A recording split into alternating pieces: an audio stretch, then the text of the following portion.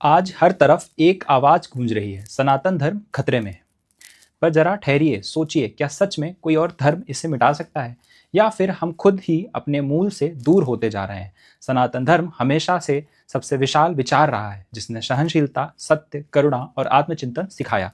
ये वो परंपरा है जो कहती है, एकम सत विप्रा बहुधा वदन्ति। सत्य एक है, उसे कहने के तरीके अलग अलग हैं, पर आज वही धर्म जिसने सभी को अपनाया वो भीतर से संकीर्ण होता जा रहा है। जहां कभी विचारों पर संवाद होता था, वहां विचारों पर शोर है।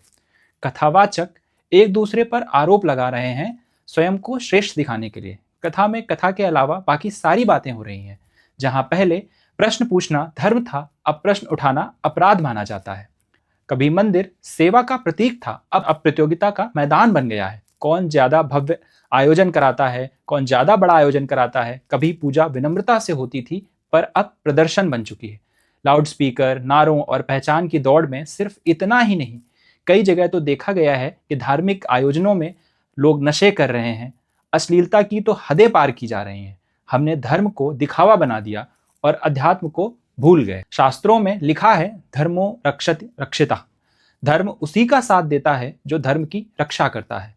सनातन को खतरा बाहर से नहीं, भीतर से है। जब हम उसे समझे बिना लोगों को फॉलो कर, जब जाति के नाम पर भेदभाव कर, जब ज्ञान की जगह गुस्सा ले लेता है, तब खतरा वहीं से शुरू होता है। सनातन ने कभी किसी को बाहर नहीं किया, हम ही अब अपने ही लोगों को बाहर करने लगे हैं, और यही सबसे बड़ा खतरा है।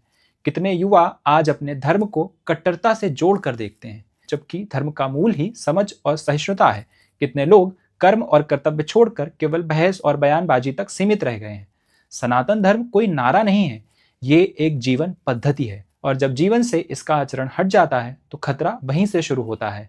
सनातन को बचाने की जरूरत नहीं है, उसे जीने की जरूरत है, क्योंकि जो सत्य है वो नष्ट नहीं होता, बस भुला दिया जाता है।